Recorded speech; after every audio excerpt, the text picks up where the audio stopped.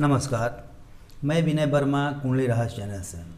दोस्तों, आज का मेरा वीडियो उन विषय को लेकर है जिसमें शादी के कुछ ही दिन बाद जातक विधवा हो जाती है या विधुर हो जाते हैं। दोस्तों, इस योग का नाम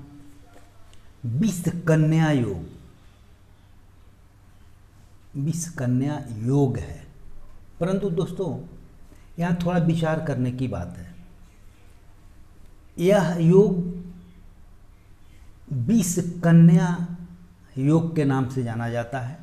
दोस्तों, कन्या नाम आते ही, विषकन्या नाम आते ही मेरे मन में पिछले ज़माने की एक कहानी याद आ जाती है, जो राजा महाराजा के समय किसी की मृत्यु के लिए विषकन्या का उपयोग किया जाता था।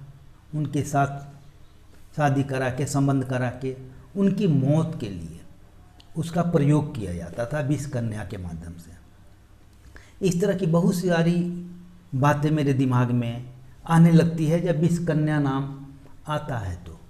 परंतु दोस्तों, ज़रा ध्यान दीजिए, यह योग गुमराह करने का, यह जो नाम है ना कन्या, यह गुमराह करने की वाली बात है। एक शब्द है विषकन्या। कन्या नाम आते ही आदमी गुमराह होने लगता है, क्योंकि यह कुंडली में बने, ध्यान दीजिए, यह योग कुंडली में बने योग के माध्यम से, ग्रहों के बैठने से या जन्म के तिथि, नक्षत्र और दिन के माध्यम से निर्धारित होता है। दोस्तों, अब आप खुद सोचिए, जब कुंडली के ग्रहों और भाव के संयोग से और जन्म के समय दिन, तिथि और नक्षत्रों के योग से जब यह विषकन्या योग बनता है, तो पर्सनल एक कन्या के लिए तो योग नहीं हो सकता, यह योग पुरुष के लिए भी होता है। दोस्तों, ध्यान दीजिए, यह कहने की बात है कि विषकन्या योग, इसके पीछे कुछ रहस्य है जो मैं बतलाऊंगा। दोस्तों, इस वीडियो को दो तरह से इस योग को समझा जाएगा। एक तो जन्म के समय दिन, तिथि और नक्षत्र को लेकर, किस दिन, किस तिथि और किस नक्षत्र में जन्म हुआ है जातक का, जिसके चलते यह योग लग जाता है, चाहे कन्या का जन्म हो या पुरुष का जन्म हो। और दूसरा योग कुंडली के 12 भाव में से कुछ भाव ऐसे होते हैं जिसके ग्रहों के संबंध बनाने से उस भाव में यह योग बनता है। तो फिर भाव और ग्रह के संयोग से यह योग बनता है, चाहे वो कन्या का कुंडली हो या पुरुष का कुंडली हो।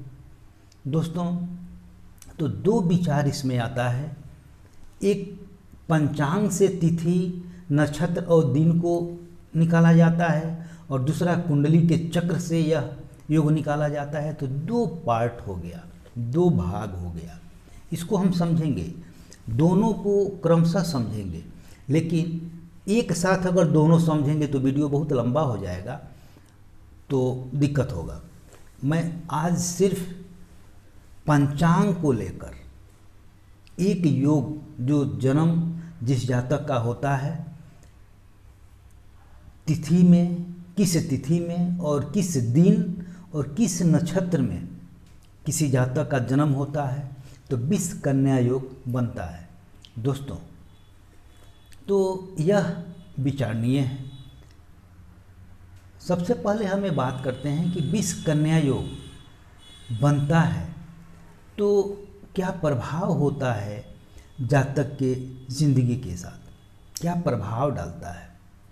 दोस्तों, विष योगे भद्वा कन्या मृता पत्या प्रजापते वासो भूषा विहीना व ससंताप सुचान्विता। दोस्तों, अर्थात विष योग में उत्पन्न कन्या मृतवत्सा दोष युक्त भवन एवं आभूषण विहीन अर्थात विधवा या बैराग्नि संताप युक्ता अधिक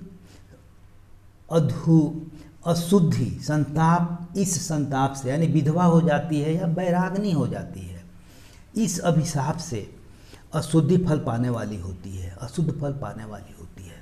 दोस्तों, विष कन्या योग का प्रभाव अगर देखें तो दूसरे पे नहीं, जिस व्यक्ति के साथ यह योग बनता है उसके साथ ही यह घटित होता है।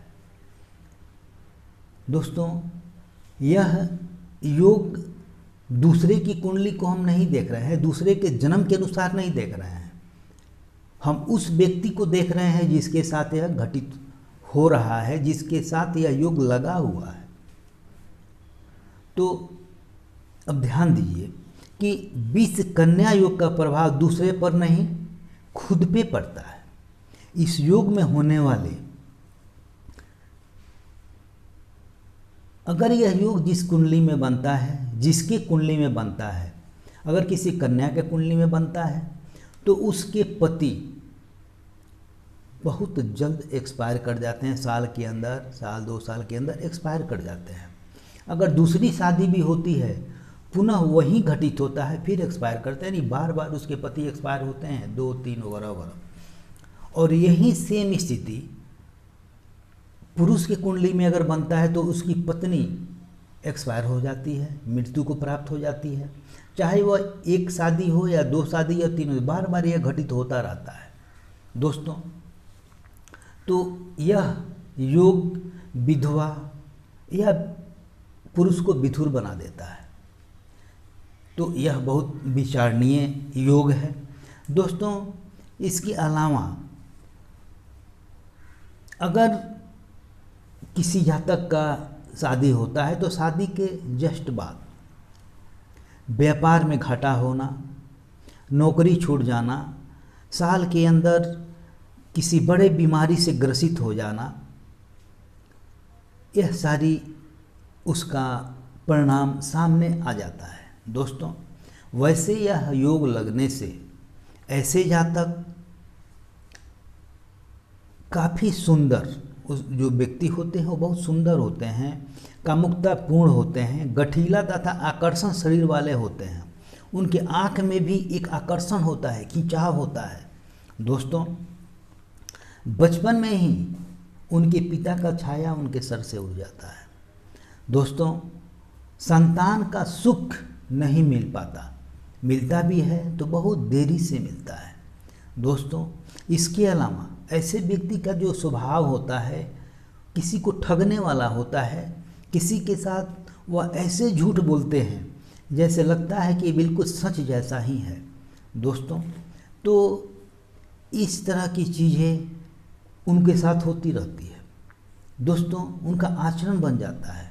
ये अलग की बात है, पैतृक संपत्ति उनको मिलती है, सौभाग्यशाली होते हैं इस मामले में, धन के मामले में, परंतु उस धन का खर्च अनावश्यक जगह करते हैं, फिजूल खर्च बहुत अधिक होता है और वो धन नाश हो जाता है। दोस्तों, शादी के समय कुंडली मिलान के लिए जब हम विचार करते हैं तो विष कन्या योग जरूर देखना चाहिए, क्योंकि यह योग बहुत ज़रूरी होता है शादीशुदा जीवन को अच्छा रखने के लिए। दोस्तों, अब हम आगे बढ़ते हैं तो ये देखते हैं विष कन्या योग बनता कैसे है। दोस्तों, अब ध्यान दीजिए, विष कन्या योग बनता कैसे है। मैंने शुरू में ही बतलाया कि विष कन्या योग 2 प्रकार से बनते हैं। एक तो जन्म, जातक के जन्म के समय विचार किया जाता है कि वह किस दिन का जन्म है, किस तिथि का है और किस नक्षत्र का है। इन्हीं की संयोग से विष कन्या योग बनता है, पहला नियम। दूसरा नियम, कुंडली में भाव क्योंकि कुंडली में 12 भाव होते हैं, उसमें से कुछ भाव और ग्रहों की बैठने की संयोग को, उस युक्ति को, ग्रहों की संयोग, भाव में बैठने की संयोग और युक्ति को जब हम देखते हैं तो वह योग बनाता है जो 20 कन्या योग बन जाता है। दोस्तों, 20 कन्या योग जानने से पूर्व हम आपसे विनम्र निवेदन करेंगे कि अगर मेरे चैनल पे मेरे वीडियो को आप पहली बार देख रहे हैं तो आप मेरे चैनल को सब्सक्राइब नहीं किए होंगे, तो कृपया करके मेरे चैनल को सब्सक्राइब कर लें, क्योंकि मेरा जो भी विचार है आप तक स्वतः पहुंच जाए, आप उसका आनंद ले सकें। दोस्तों, मेरे वीडियो को शेयर करें, क्योंकि आपके माध्यम से औरों को भी लाभ मिल सके। दोस्तों, अगर आप नहीं किए हैं सब्सक्राइब तो कृपया सब्सक्राइब कर लें। चलिए आगे बढ़ते हैं और जानते हैं कैसे जन्म के समय यह 20 कन्या योग बन जाता है। दोस्तों, ध्यान दीजिए, अब थोड़ा इस पे गौर करने की ज़रूरत है, विचार करने का और गौर ध्यान से सुनने की और जानने की ज़रूरत है। दोस्तों, अब ध्यान दीजिए, जिस किसी पुरुष का या कन्या का जन्म द्वितीया तिथि हो, तिथि ध्यान दीजिए, द्वितीया तिथि हो और रविवार दिन हो, नक्षत्र अश्लेषा हो, शतभिखा हो, तो 20 कन्या योग बन जाता है। दूसरा, सप्तमी तिथि हो, मंगलवार दिन हो, अश्लेषा नक्षत्र हो या विशाखा नक्षत्र हो या शतभिखा नक्षत्र हो, तो भी 20 कन्या योग का निर्माण हो जाता है। अगला विचार, द्वादशी तिथि हो, रविवार दिन हो, संडे हो, तो और कृतिका नक्षत्र हो, विशाखा नक्षत्र हो या फिर शतभिखा नक्षत्र हो, तो भी 20 कन्या योग बन जाता है। इसके अलावा पुनः द्वितीया तिथि हो, शनिवार दिन हो, ध्यान दीजिए, पिछले बार मैं द्वितीया तिथि और रविवार को बतलाया था अश्लेषा और शतभिखा में, इसमें देखिए द्वितीया तिथि हो और शनिवार का दिन हो और फिर अश्लेषा तिथि हो, नक्षत्र हो। ध्यान दीजिए, द्वितीया तिथि हो, शनिवार का दिन हो और अश्लेषा नक्षत्र हो, तो भी 20 कन्या योग बन जाता है। सप्तमी तिथि हो या द्वादशी तिथि हो और शनिवार दिन हो और कृतिका नक्षत्र पड़े, तो भी 20 कन्या योग बन जाता है। दोस्तों, द्वादशी तिथि हो और मंगलवार दिन हो, ध्यान दीजिए, द्वादशी तिथि हो और मंगलवार दिन हो, शतभिखा नक्षत्र हो, तो भी 20 कन्या योग का निर्माण हो जाता है। फिर द्वादशी तिथि हो, शनिवार दिन हो और अश्लेषा नक्षत्र हो, तो भी 20 कन्या योग का निर्माण हो जाता है। दोस्तों, 20 कन्या योग का निर्माण होता है कन्या या पुरुष जिसके भी जन्म के समय यह दिन, यह तिथि और यह नक्षत्र एक साथ मिलते हैं, वैसे लोग 20 कन्या योग या 20 पुरुष योग के नाम से, 20 पुरुष योग नहीं होता है, नाम से बनता है 20 कन्या योग ही कुंडली में। इसके पीछे भी मैं अगले वीडियो में आपको बतलाऊंगा 20 कन्या ही क्यों पड़ता है नाम, मैं बतलाऊंगा, जबकि यह योग पुरुष और कन्या दोनों के साथ एक समान काम करता है। दोस्तों, अभी कुछ दिन पहले एक व्यक्ति मेरे पास आया, अब ध्यान दीजिए, मैं घटित घटना मैं आपको बतला रहा हूँ। वह व्यक्ति डॉक्टर था और उनकी एक पत्नी, शादी हुआ लगभग 6-7 महीना के बाद उनकी पत्नी एक्सपायर कर गई। उनका जब श्राद्ध क्रम हो रहा था तो उसमें जो ब्राह्मण थे वे बोले कि आप एक बार किसी विद्वान ज्योतिष से अपने कुंडली पे विचार विमर्श कर लीजिएगा। दोस्तों, उसके बाद वो फिर दूसरी शादी किए, 6 महीना के बाद शादी किए, और वह अपने पत्नी को गाड़ी से उनके मैके भेज रहे थे। रास्ते में एक्सीडेंट हुआ और पुनः उनकी पत्नी एक्सपायर कर गई। दोस्तों, ये घटना सच्ची है और यह मेरे साथ जो व्यक्ति आए थे उनके मुंह से उनकी सच्ची उनके साथ घटित घटना को मैं बता रहा हूँ। तो वह व्यक्ति जब दूसरी पत्नी उनकी एक्सपायर हो गई, उस समय जब उनका श्राद्ध वगैरह कर रहे थे, उस समय फिर ब्राह्मण जो कराए उनको राय दिए कि आप एक बार पुनः निश्चित रूप से दिखा लीजिए। तो किसी ने मेरा नंबर दे दिया, वो मेरे से कांटेक्ट किए, मेरे पास आए, और जब उनका मैं कुंडली देखा तो उनका जन्म का जो तिथि था, नक्षत्र था, वह द्वादशी तिथि था, रविवार दिन था और कृत्तिका नक्षत्र था।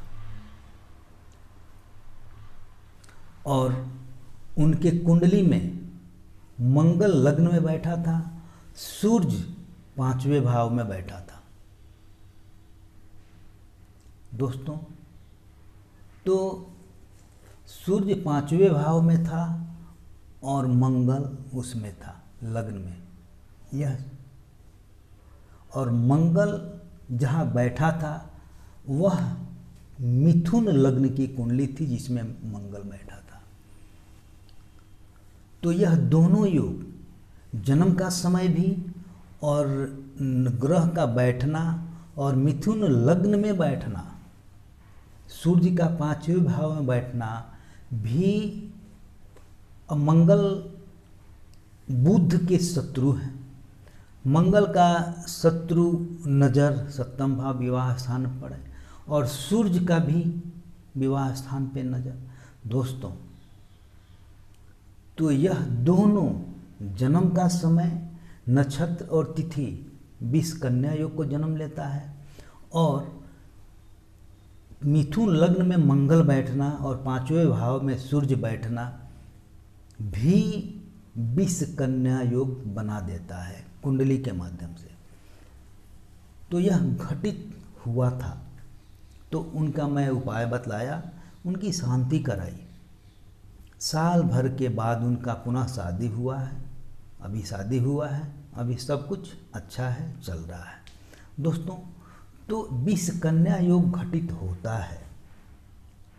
इसलिए जब भी कुंडली का मिलान करें, कुंडली का देखिए, कुंडली 2 तरह से मिलाया जाता है। एक तो गुण मिलाया जाता है और दूसरा कुंडली मिलाया जाता है। दोस्तों, दोनों 2 विचारधारा है। गुण किसी के साथ भी मिल सकता है, लेकिन कुंडली मिलाना पति पत्नी के बीच में अनिवार्य होता है। गुण देखिए अच्छी बात है, लेकिन कुंडली पे विचार, कुंडली का मिलान अवश्य कीजिए।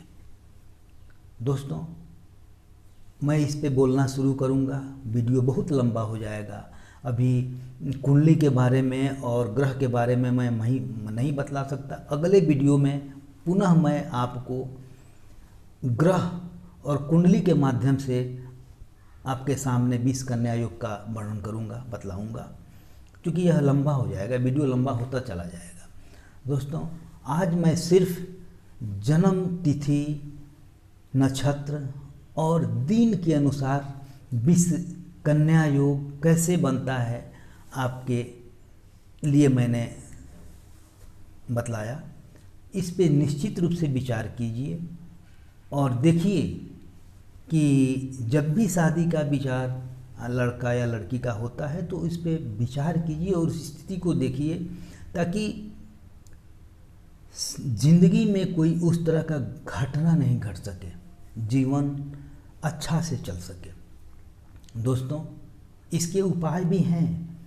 इसके उपाय मैं अगले वीडियो में जब मैं बताऊंगा कुंडली के माध्यम से, तो उसमें पूरा डिटेल दे दूंगा कि इसका समाधान कैसे होता है, समाधान होता है। दोस्तों, एक बार पुनः कहेंगे कि अगर मेरे चैनल को सब्सक्राइब नहीं किए हैं तो निश्चित रूप से सब्सक्राइब कर लें, क्योंकि मेरा विचार आप तक स्वतः पहुंच जाए। दोस्तों, अगले वीडियो को निश्चित रूप से देखिए, क्योंकि इसका दूसरा भाग होगा। अगले वीडियो में हम आपसे पुनः मिलते हैं। तब तक के लिए जय माता दी।